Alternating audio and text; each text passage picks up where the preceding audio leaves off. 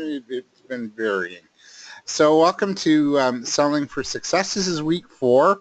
If you have want the previous 3 weeks material, just email me later on and I'll get them to you within the week.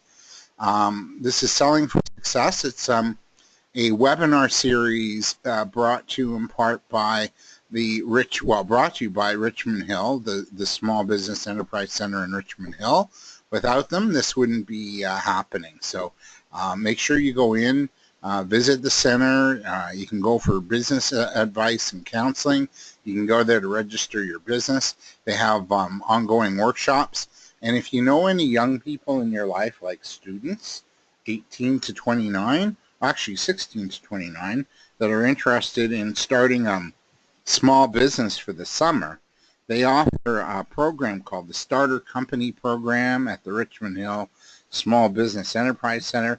And the Starter Company Program Summer Company Program rather, is a training program that helps youth 16 to 29 start a business for the summer. And they get a bit of a grant from the government, $3,000, a little bit of mentorship and coaching and teaching as well throughout the summer to help them launch a summer company. It's called the Summer Company Program. And if you know a youth who is not working, not in school full-time, and interested in starting a business, there's another program they offer too called the Starter Company Program, and that helps youth 18 to 29 who want to start a business full-time. They've got an idea and they really want to take it to the next level. They get training and a grant for the Starter Company Program. Both programs offered at the Richmond Hill Small Business Enterprise Center up at Highway 7 and East Beaver Creek. So just letting you know.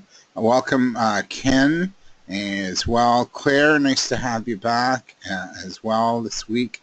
Nice to see you, and welcome Ken. So we've got a few more people in on tonight's session. So let's get going. It's Selling for Success, Part 4. For those of you who just joined, this is Part 4, Week 4. So if you want to catch up on the previous weeks, just email me and I'll get you the previous week's material within the week, okay? And I've got what I do with the webinars is I record them and then I post them to my YouTube channel so you can actually watch them. We've been looking at getting in the game of selling, knowing yourself. We did that the first week. Knowing your niche. We're going to look a bit more at warming up the sales call. We talked about a good sales action plan. Selling is a good conversation. We're going to look at that a little tonight. Overcoming some of the fear associated with selling and marketing and getting out there. Asking good questions. Don't give up, stay in touch, and building relationships. So that's in the next couple of weeks. We have 2 more sessions after this. So we've been discussing a sales process that's kind of a nicer way to sell. It's a consultative methodology. It's called the 6-step sales process, or the Joy of 6, as I've called it. And it starts with research. So we talked about, for those of you on the call for the first time, you want to research the market. You want to really know your customer. You want to know what drives them, or what motivates them, how to talk to them and how to communicate to them. You also want to really get a good understanding of how your industry or your service or your business or your products impact the clients in a very positive way. Then we looked a little bit at prospecting, connecting, talking it up to people, getting out there, meeting. So we're going to look a little more at that tonight. Getting that first meeting. The goal of any prospecting call is never, ever, ever to sell. It's always to get a meeting, or what I like to call a discovery session. And a discovery session is an opportunity for you to meet, engage with the customer, and ask that customer questions, right? Just to sort of find out, where they're at, what their needs are, what their wants are, what their budgets are, what their goals are. And then what you want to do is see if there's a fit for you to work together with the client.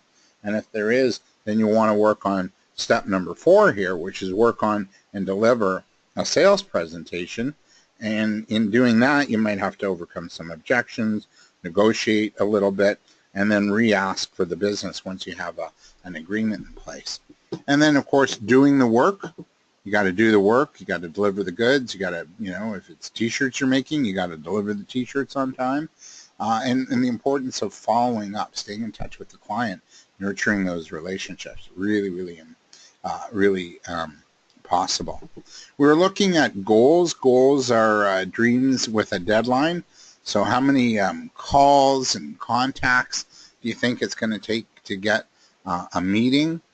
Just be mindful of, set those goals, set those numbers goals, set the appointments goals, set the, the calls that you're going to make. How many calls are you going to make? Be mindful of not stopping, don't stop. The sales process, it's an ongoing process. To me, I think in terms of if you're just starting out in business, you should be spending at least an hour a day on business development. And then you got to work it, right? Then you got to, meet the clients, do work on proposals and quotes, and hopefully get the business, and then nurture that client relationship. So just be mindful of not stopping, right? Ultimately, we want to heat up that cold call. Sometimes you don't even want to do a cold call, right? Cold calling in sales is all about reaching out with confidence to someone you don't know. And a number of sales experts are saying and suggesting that cold calling is becoming a dead thing. I kind of disagree. I still think you need to dial for dollars, as I like to call it. And you need to sort of get out there and market yourself and pick up the phone a little bit just to reach out and touch somebody. But, is it the only thing you're going to do in terms of business development? You got to work, your social media contacts. You're going to have to network. You're going to have to look at other ways to get yourself in the door, because that's really what you want. So you got to establish contact with people. And once you do, you want to get in the door and meet with them and see, what they're all about, what their needs are, and, and whether or not you can fulfill on them. So a lot of business-to-business sales teams still utilize cold calling within their existing sales strategies. So no, it's not dead. However, 97% of cold calls are ineffective according to IBM Buyer Preference Study. And they're ineffective. Why? Any guesses? Anybody want to take a guess as to why they're ineffective? This is time where you can write or speak.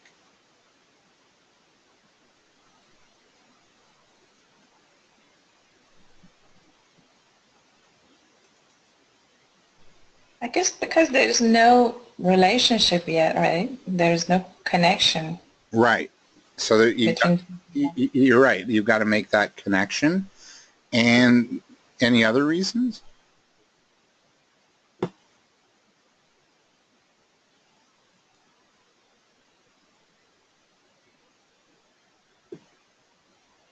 Any other reasons?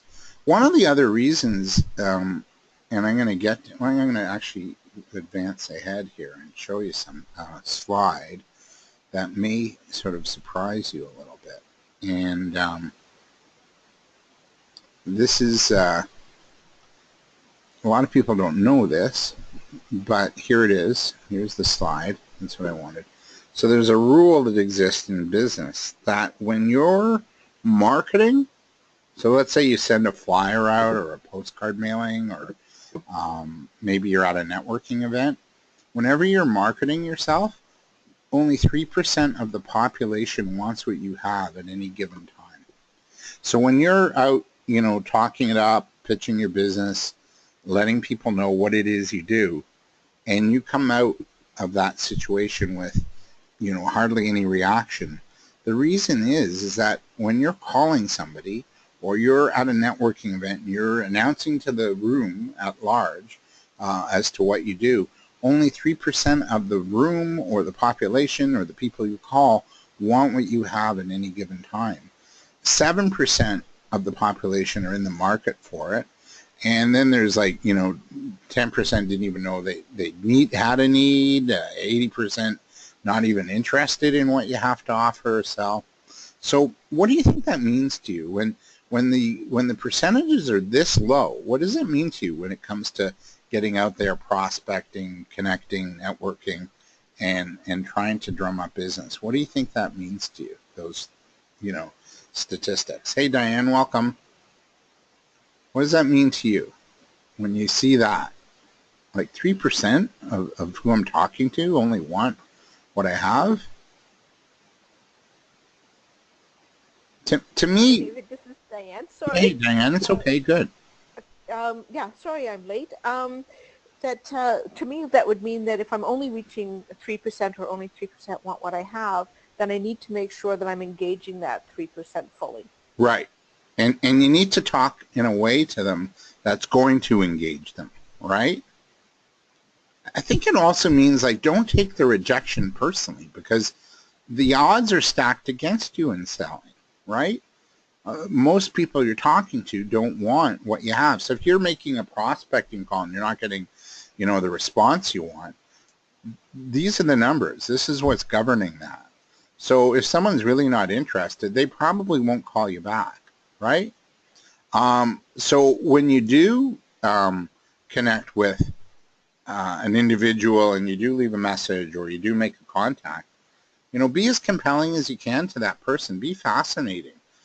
Just stand out a little bit, and talk the client's language. Talk what you think might matter to the client, right? And we talked about this. Sell the benefits, sell the success stories, sell the impact of what it is you do and how you actually change somebody's life or improve their bottom line.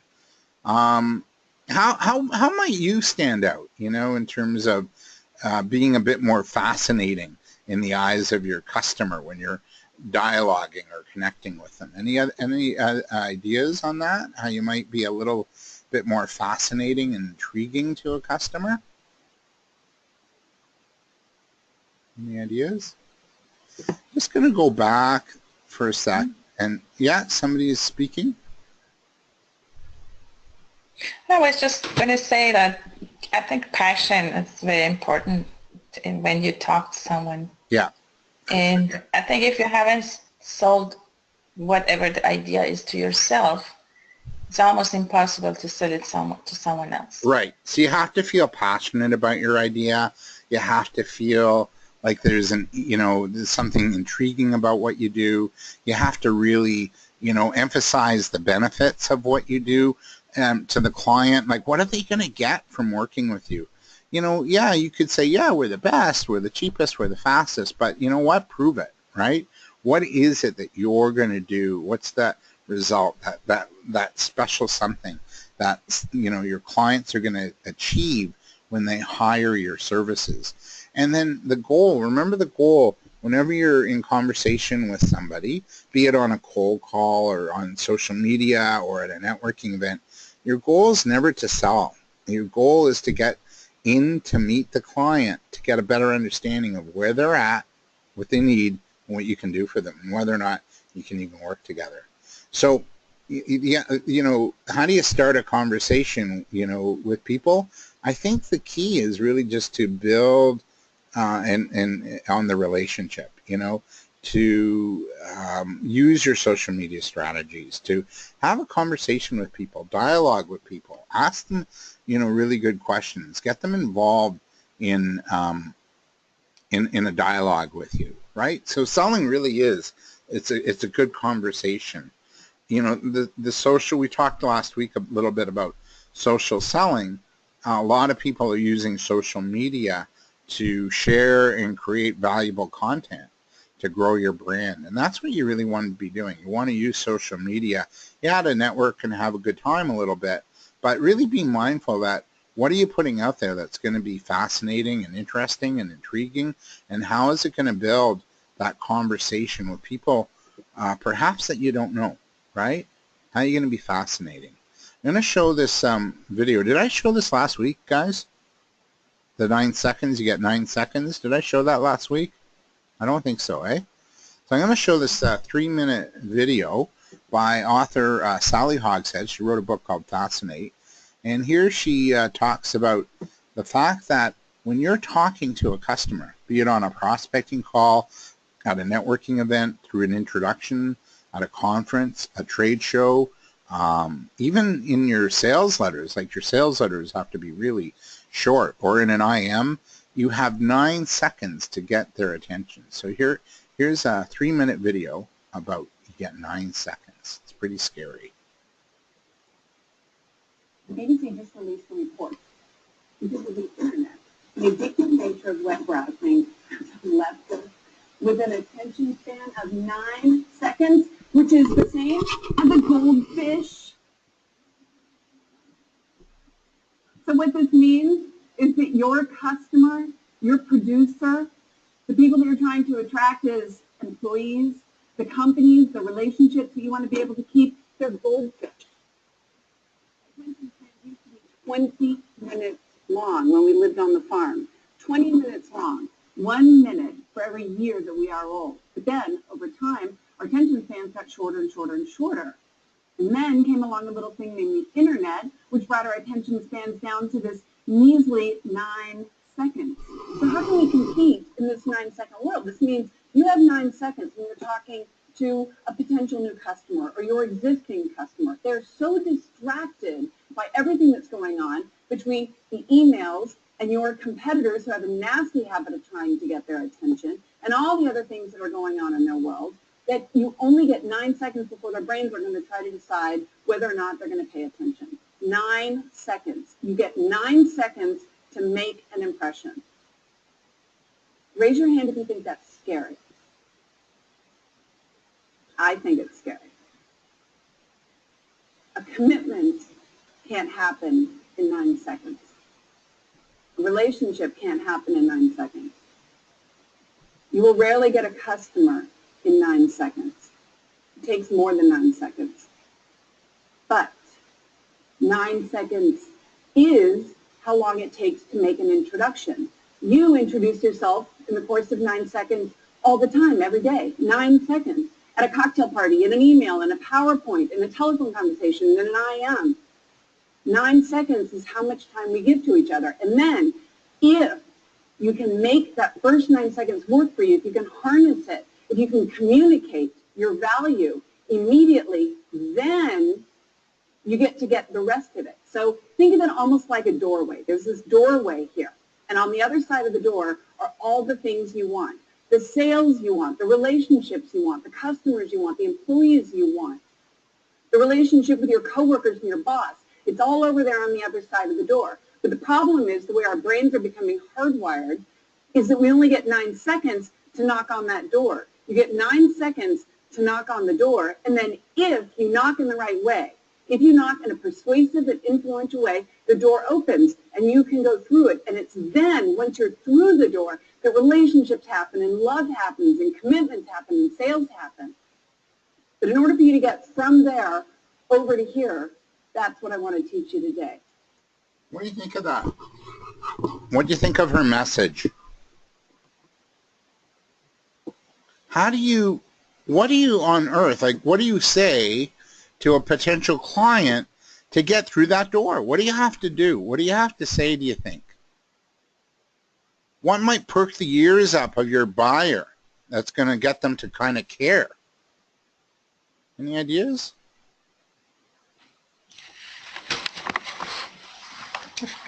Of course, who you are and what you do. Yeah. But in a way, in a different way than they usually do. If it's 9 seconds.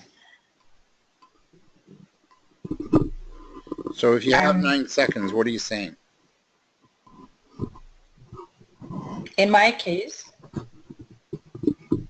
yes, I would say when I meet someone, I would say, this actually happens, this 9 seconds, maybe less happens every day for me.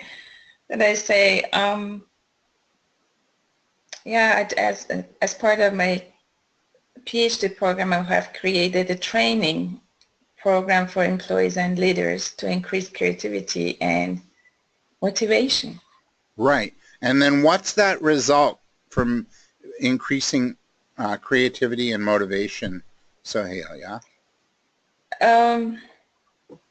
The result of that program, you mean? No, what's the result when a company takes that program and gets that kind of that's the promise of the program, that you're going to increase motivation and creativity. What's the result from increasing creativity and motivation? And the performance of the employees, better well-being and performance. To be in performance. What about in relationship to one another? More harmonious relationships at work. Exactly, interpersonal relationships. So if the interpersonal relationships are strong as a result of having mindfulness training, what else does that impact? Do you think it impacts the customer relationships too, and that customers sense that they're happy and well taken care of? Do you think that that's also possible? Yes, that's what I validated. Actually, the customer orientation increases. Right. So that's what matters. That's what's going to fascinate somebody, is that result that they get, that tangible result that they can see in a way of customer retention, increased sales, improved morale, people getting along better, having fun coming to work, team building. It's so important. You know, last week we realized at work that, we spend more time with our coworkers than we do our own families. We do. That's true. So you better enjoy going to work, or it's like, why bother?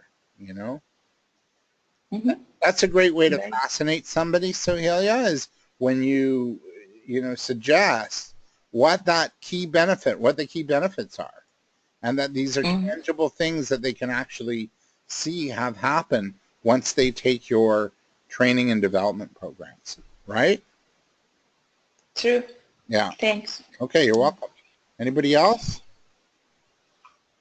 So you have to fascinate people, especially when social selling. You have to fascinate online. You have to fascinate when you're having conversations at networking events. You have to fascinate when you're picking up the phone and calling somebody.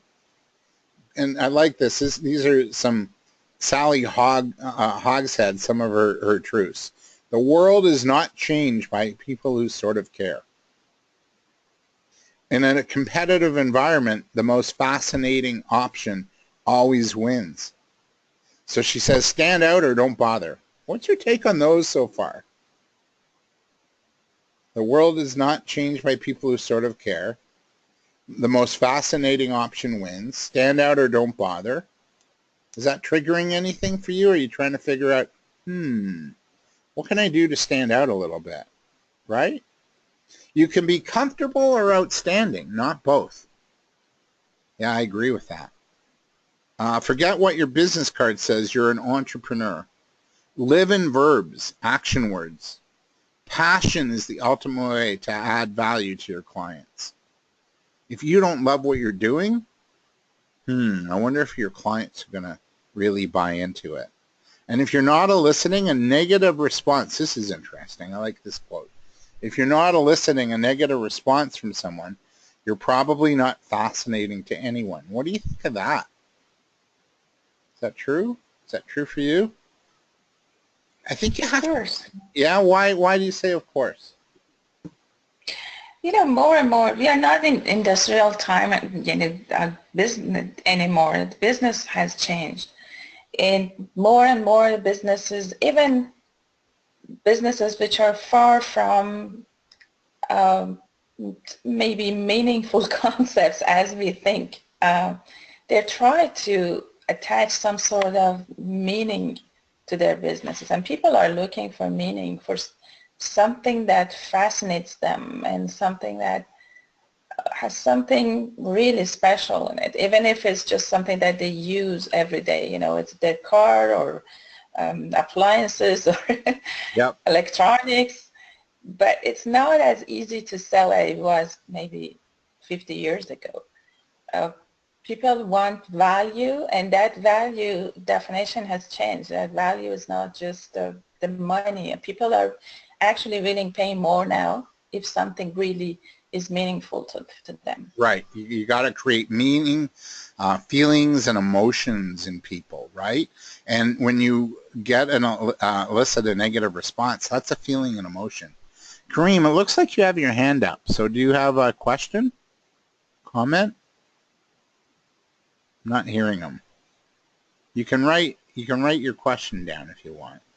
Also, I remember there's a book called Your Marketing Sucks by Mark, oh man, I forget the last name, Mark Stevens. And in it, he shares a sales story. He has a marketing company, and he's an author, obviously, Mark Stevens, out of New York. And one of his clients was Solomon Smith Barney. They were an investment house, and he was a client of theirs. And he called up the CEO or the head of marketing, and he basically said on the call, "Good afternoon, sir. You don't know me, but I'm a client of yours, and I own a marketing agency. And I got to be honest with you, your marketing sucks." And the CEO or whatever, head of advertising, went, "What? Pardon me?" He was quite taken aback by this approach. It was a little bit unorthodox. And then Mark Stevens repeated, "Yes, your marketing sucks. I'm a client of yours. I own a marketing company. And before I became a client, you marketed the bejeebers out of me. Now that I'm a client, I don't hear from you. So yes, your marketing sucks because you're letting your current clients, go. You're not in communication with them. You're just letting them walk, and and somebody else will come along, and we'll put our money in with them."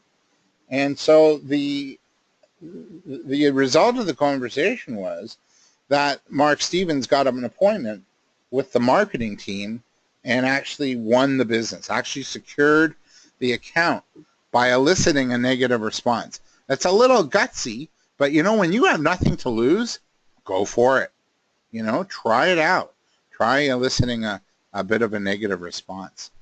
So in the book, Sally Hogshead, who we just saw her video, that's her book. It's called Fascinate. It talks about, ways to fascinate people, ways to get their attention. And there's 7 key ways. There's 7 ways that you can be fascinating in the eyes of a customer. One is power. Command your category, right? Who does power really well? Any guesses? Who does power really well? You mean what company? Yeah. Nike, for instance. Okay, Nike. All right. Yeah, or Dodge trucks. Ram tough. Ram, yeah. Yeah. What about prestige? Who does prestige really well? What about Tiffany? Like the Tiffany blue box and everything. That's kind of prestigious. That has respect. When you see somebody, they've just gone to Yorkdale and they're walking out with a Tiffany blue bag, you kind of go, wow, they must have money, right? What about mystique? What kind of company arouses curiosity and is about mystique? Any guesses? I have one. Perfect. I have one in mind. Okay, let's hear it. Who do you have? Oh, there's a store called Sage. They sell actually like aromatic, I think essential oil, yoga stuff. Okay. They're into meditation. Oh, okay, so they have mystique and curiosity. Who uses the passion trigger? Who's passionate, do you think, in business? Love him or hate him, I think Russell Oliver from Oliver's Jewelers is passionate. You ever see those ads on CP24? Oh, I buy old jewelry, right? And now we're in Pickering or whatever. And like, I don't like his ads per se. I don't know that I'd ever go there. But boy, I'll tell you, he does not lack passion. And he definitely attracts with emotion, right? What about alarm? Who's creating urgency and need? Anybody? Like insurance obvious company or one. something. What was that? Sorry? An obvious one for me is Alarm Force. Alarm Force? Security, home security systems. Yeah, for sure. You know, Alarm Force, right? Kareem, you mentioned Apple. I think Apple was more about mystique and curiosity.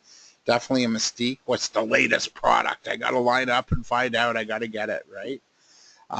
What about rebellion? Changing the game. Who's changing the game and who's rebellious in business? Who's rebelling? Anybody? What about Uber? They're changing the game, right? Go ask your friendly local cab driver. You know, you mention Uber, you might get killed, but you know they're No, changing the I game. love them.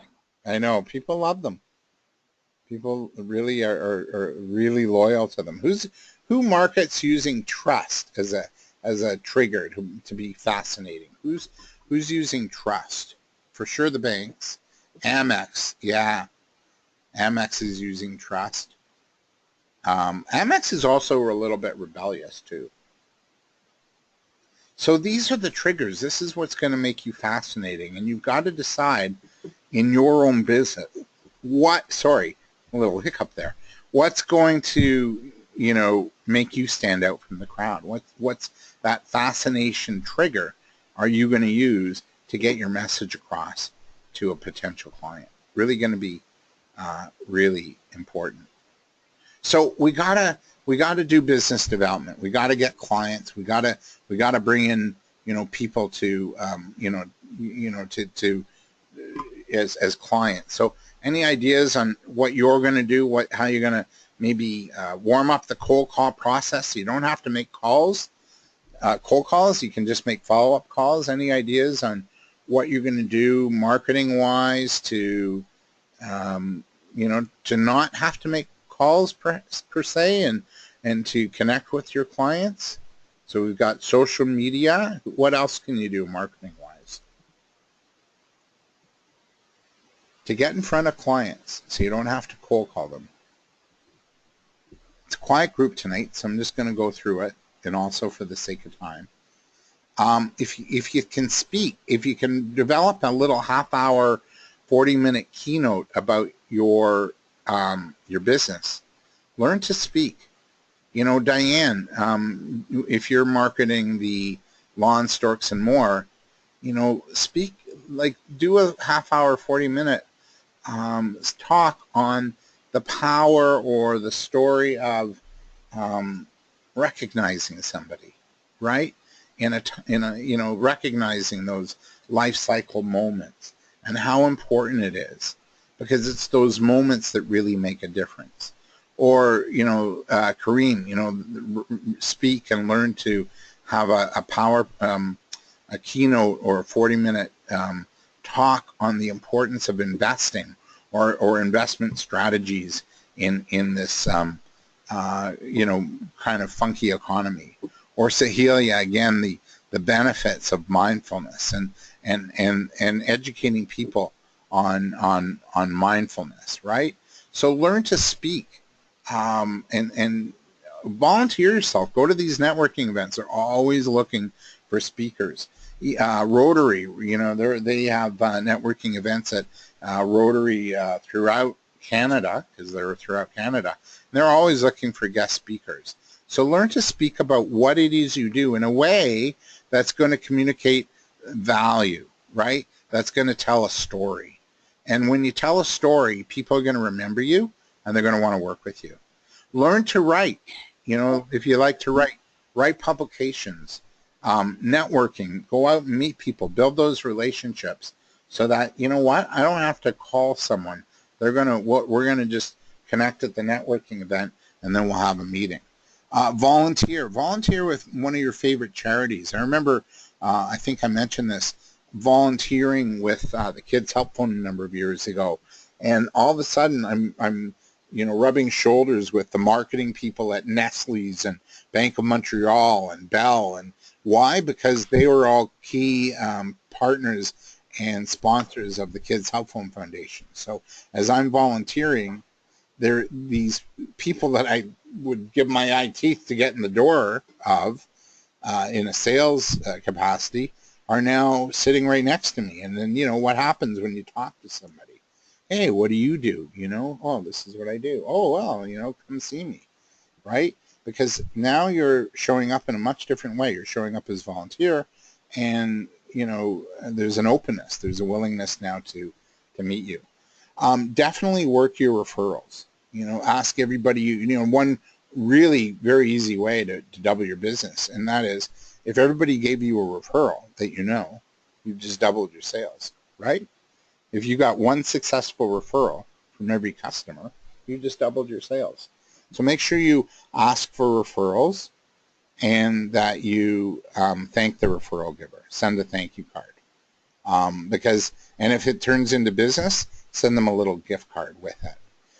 Learn to sell more. Learn to bundle your products. So when you're talking it up to somebody, you can say, hey, you know, McDonald's doubled their sales by asking if they wanted fries with the order, right?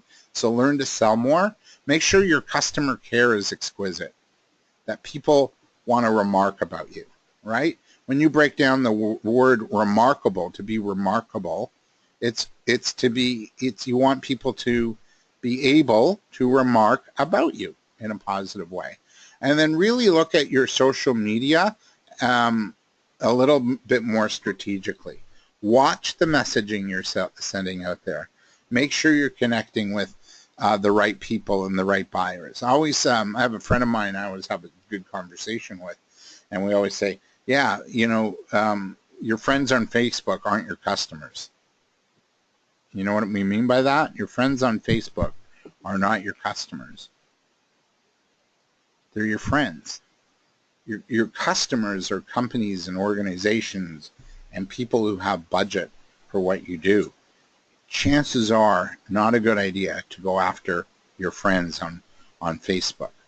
But you can join groups. You can, you know, link in and use LinkedIn to do social selling and get messages out there and educate people and have a dialogue in and around what it is you do. Any questions on this? So these are some really critical ways. If you don't want a cold call, get really good at this, at those, right? And do it on a continual basis. If you are going to make cold calls, make sure you're planned for them. Make sure you have a list. Make sure you know what you're going to sell.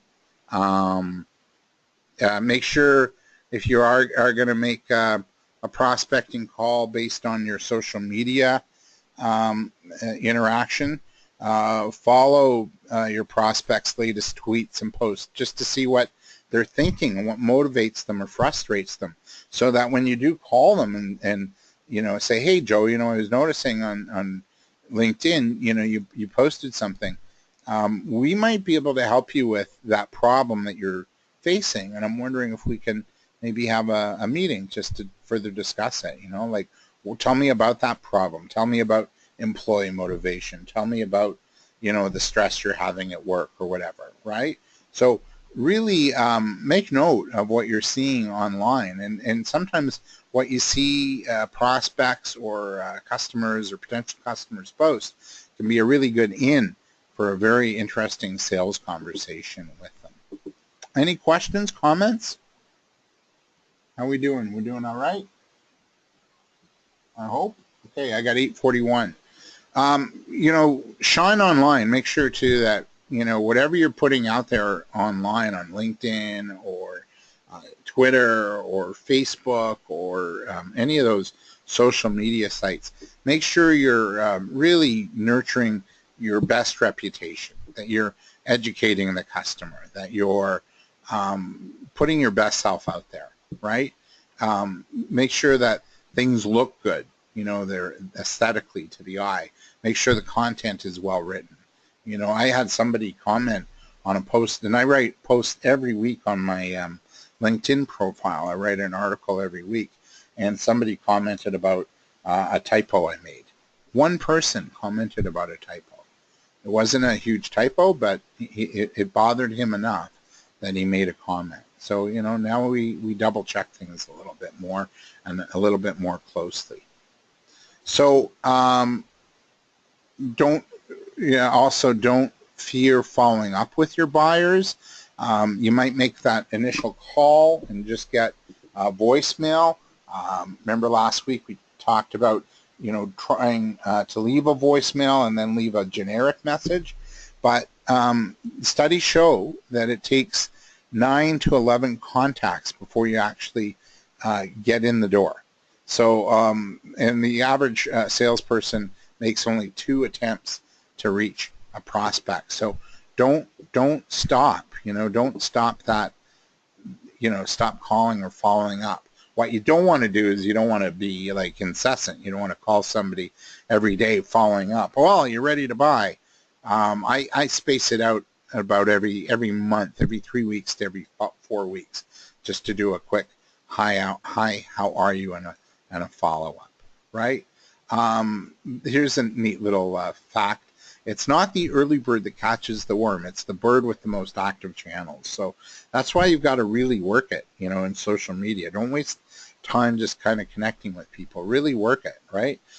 Direct message people on Twitter or LinkedIn email. InsideSales.com reports that 30 to 50% of sales go to the first salesperson who responds to a query. So if you see your customer posting a question or putting a call out, keep your digital eyes and ears open, and you could close some more deals. So that's another thing you want to do. The other thing, too, that's really important, make your call to the right contact. And you can do that through social media as well, finding out who the right contacts are. And just be as positive as you can with your messaging, with your calling, with your interaction with your clients. You really want to accentuate the positive. So we've given you some homework in the past few weeks. I just want to check in with those who are on the call. Have you done the homework? Just say yes or no in the question bar. Boy, we got a quiet group tonight. Diane, what do you rate here? Yes, yay, Diane, way to go. Sahilia, are you doing the homework? Have you done some research? Have you looked at, you know, like your overall industry? Have you called possible clients to book a meeting with them? Oh, I haven't called, but I have met some people, yes. Okay, good. And how did the meetings go? Any challenges or issues? And I'm going to meet Ileana tomorrow, actually. The meetings are going, but it's very a preliminary meeting, so I don't know how it goes, but always, because mindfulness is an interesting concept. So everybody almost is impressed at first, but it doesn't mean that they necessarily are in a position to make a decision. But they're very kind and usually direct me to right to it. So more I talk to people, the more they actually somehow help me to clarify my identity, my business identity. Okay, good. So you're asking for a little help. They're helping you, and you're educating them, right? Yes. That's a great tactic, again, to, you know, hook someone, to get a conversation going, to get a meeting going by educating your buyer. So good one. And also I'm in the process of I'm almost done. I'm creating a website, which I have to post a blog every week on that. Okay, good. So another way to reach out, educate people, let them know about how it works, and share success stories too, right? That's true. Okay. And I think that blogging is a very nice indirect marketing. Yeah, I do too. And don't forget to repurpose your blog posts, and it can become a book for you one day, okay? That would be great, yeah. Yeah. All right, so I just want to move on. Good work. Welcome, Jean. We're going to look at, you know, let's say you're at an event, you're at a networking event, and you want to fascinate somebody. You want to get their attention. Remember the stats, 3% of the population wants what you have at any given time. 90% not really that interested. 7% are interested. So this is a really cool way to have an elevator pitch at a networking event. And it basically goes along the lines of, do you know when? So you state a problem. So here's an example. Do you know when you're looking for older files on your computer and the time it takes to do that, right? What we do is we've developed both an online and offline organizing system that's easy to use, cost effective, and will save you both time and money. If you want to achieve this in your business, then we'd love to talk, or that's what we do. So the point of this is, when you're at a networking event, remember we said 3% of the people you're talking to want what you have, 7% are thinking about it, 90% don't care. So this elevator pitch as a strategy, do you know when, where you're stating a problem that people, have, that your ideal client has, and then you state the solution. What this does is it's going to differentiate you to that 10% of the people in that room that are going to want what you have. And they're going to say, yeah, that's me. Yeah, it takes me forever to look up older files on my computer, and it wasted an inordinate amount of time. And I'm coming to you now for a strategy. A lot of people, when they go to a networking event, they're too busy talking about who they are and what they do. So try this out. Take a few minutes to work on your elevator pitch, okay? Give you about 2 minutes. And when you're done, I want to hear, or you can write them down. I'll keep watching. Do you know when what we do is?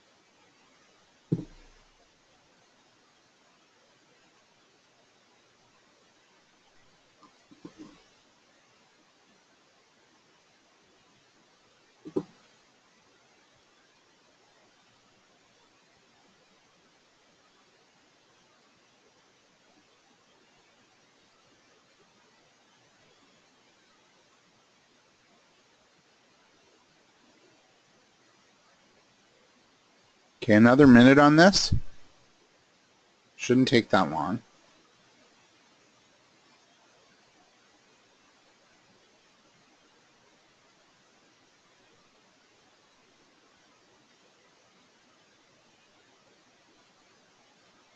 Okay, I'm seeing some responses, so another few seconds.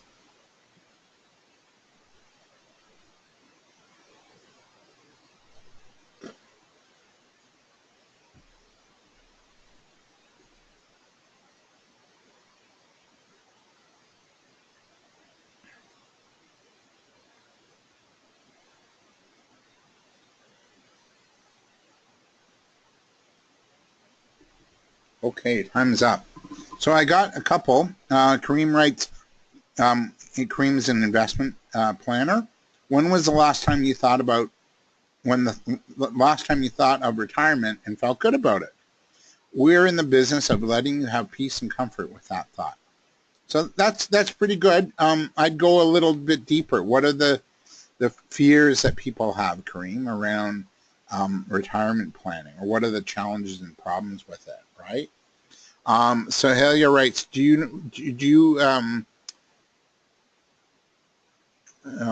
okay, are you stressed and anxious to get your job done? Do you think you can be efficient and accurate when you're in distress? So what we do is we alleviate that distress and bring calm, clarity, and focus to the workplace and better results. I'm making that up there, Celia. I'm giving you some ideas. Jean is a personal chef and caterer and cook. and does really delicious stuff. Jean Terrio's on the line. Do you know when you're stuck in traffic on your way home from work worrying about what to make for dinner?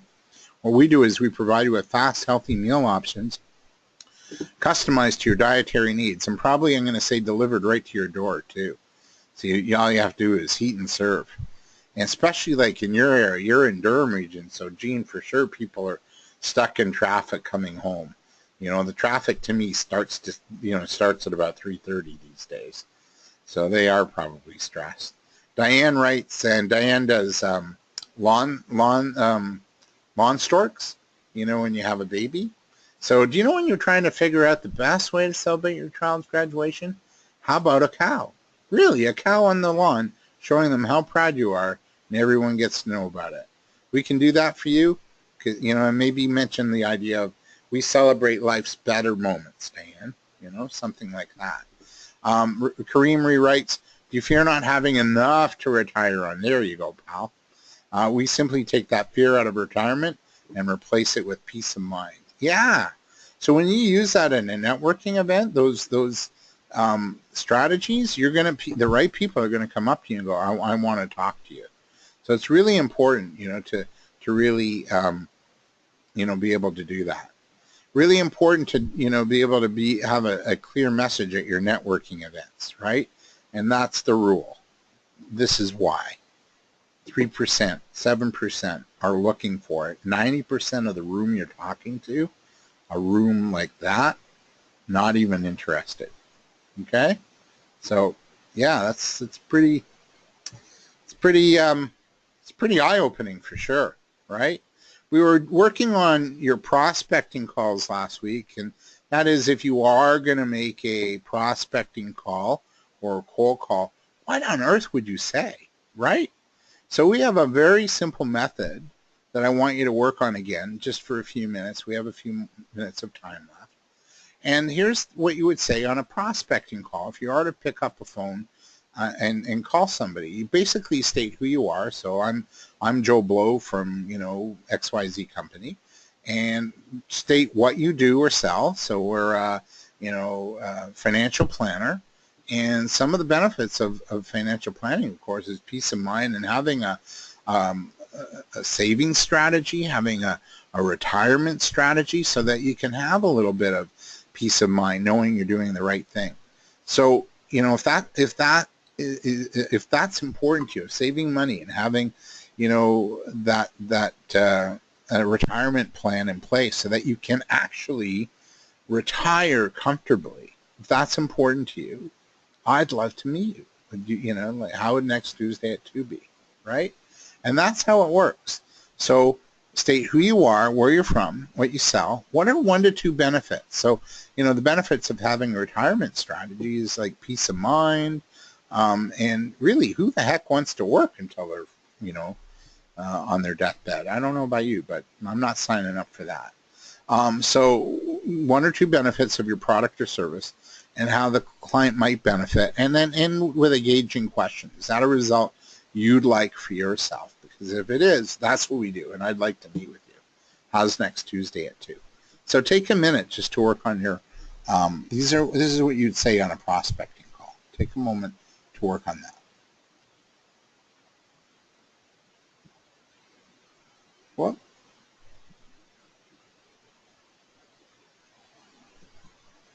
If you have questions or you're done writing, let me know. Diane, I saw your rewrite of the elevator pitch. Good job.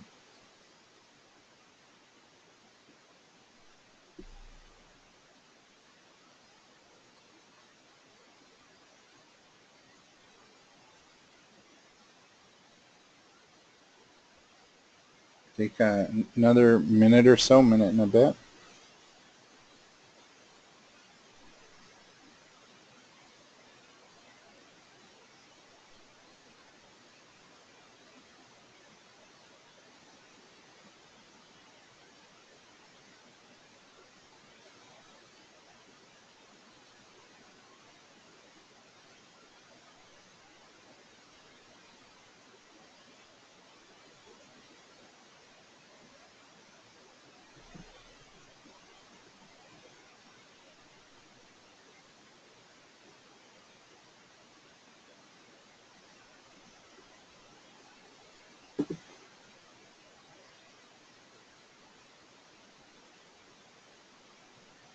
Another minute on this.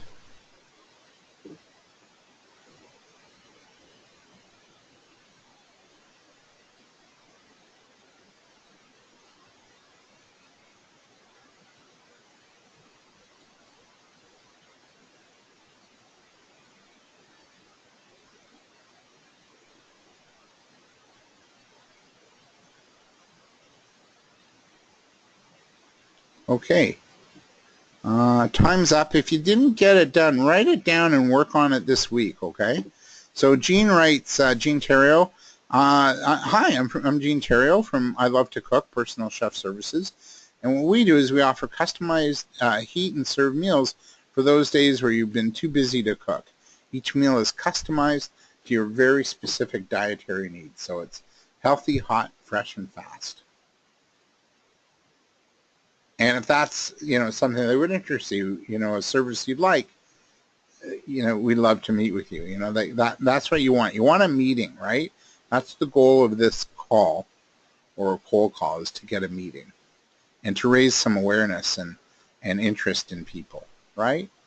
So Helia writes, my name is Sahilia Rostami. I'm a researcher and teacher of mindfulness.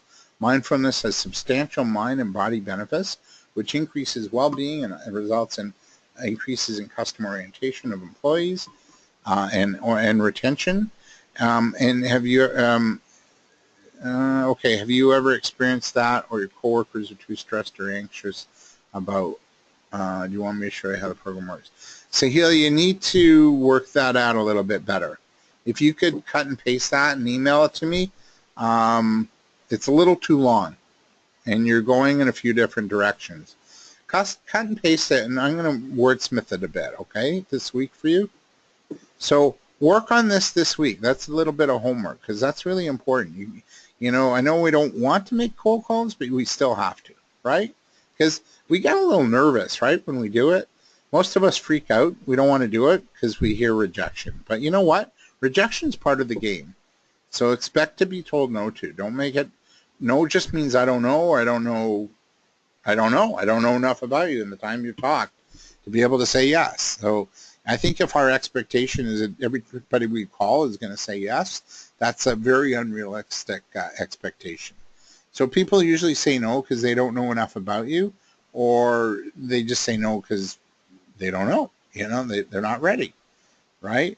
So that's really important. So make sure you get really comfortable with your scripting, know who you're going to call on, make a contact list, get clear as to why you're calling on them, make sure you've got some data and information about who you're calling on. One thing I like to do is call on people I know first, right? So I call on family, friends, and past business associates, not to do business with them, but simply to ask them for referrals. And I also like to call on businesses and industries that I like to work with. Diane writes, Diane, your script's a little long, my dear. It's huge, actually. This is Diane from Lawn, Storks, and More. Celebrations are really important. What we do is we help you, we can help you make this one stand out. Graduating is a huge milestone. Let everyone know it happened. Yeah, you've lost me, right? You really got to shrink it down. Just answer those questions, right? That we just, yeah. And, just, and Kareem, I like what you're doing. You're giving people an exact date and saying we won't occupy more than 20 minutes. But Diane, shorten it down. Go back to this, right? And just keep it. You got 10 seconds. Remember Sally Hogg said? You went on for about a minute and a half. Or not a minute and a half. I'm, a little too long. So you have 10 seconds. State who you are, where you're from, what you do in very simple terms, 1 to 2 benefits, how the customer will benefit from that, and see if they're interested in having that benefit, and if so, are they open to meet? Okay? Does that make sense? So, homework. I really want you to practice these scripts this week, okay? I want you to come back to me next week and say, I did it. I practiced. I'm comfortable, and I want to hear them next week or see them. I like this quote, people buy with their hearts, not their minds. That's why you want to get passionate and really know the ins and outs of of the benefits of your offering. That's by Peter Drucker. So next week we're going to look at connecting to your ideal customers. We're going to look at the discovery phase, the importance of asking good questions, and we'll look at, if time permits, making really good rock solid sales presentations. Does that make sense? Is that good for everybody next week? If, for those who are new on this call tonight, you want the past information, email me at thecoach@smallbusinessbigideas.com, or that's my website and phone number. Although, yeah, it might take me a few days to get back to you, so just be patient, okay? Any questions, comments? Before we go, Diane, I just want to give you an example of a good script. So here, or a good cold calling sort of scripting. So this woman got research. I think I mentioned it already. She was a home stager, and she looked up a study on online on Google News, and the study, or the news report, said homes that were staged were getting 9% more in the resale value of the house, and then homes that were staged were selling faster. So she said, "Hi, Joe, I'm to a real estate agent. I'm Deborah from XYZ Home Staging, and here are the two benefits. Studies show, even in this crazy economy, that homes that are staged get 9% more in the resale value of the house, and they sell a lot faster.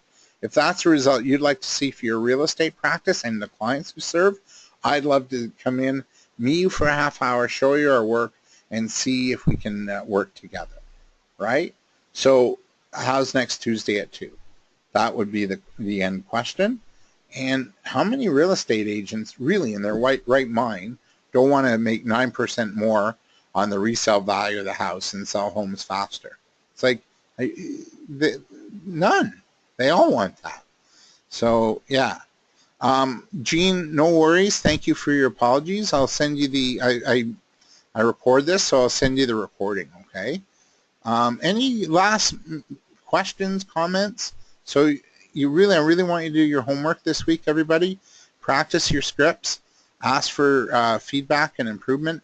And next week, we got a really full week. We're going to look at all those, I hope, God willing, next week. And then one more week after that, and we're done, our 6-week series. So thank you, everybody. Have a beautiful, beautiful night.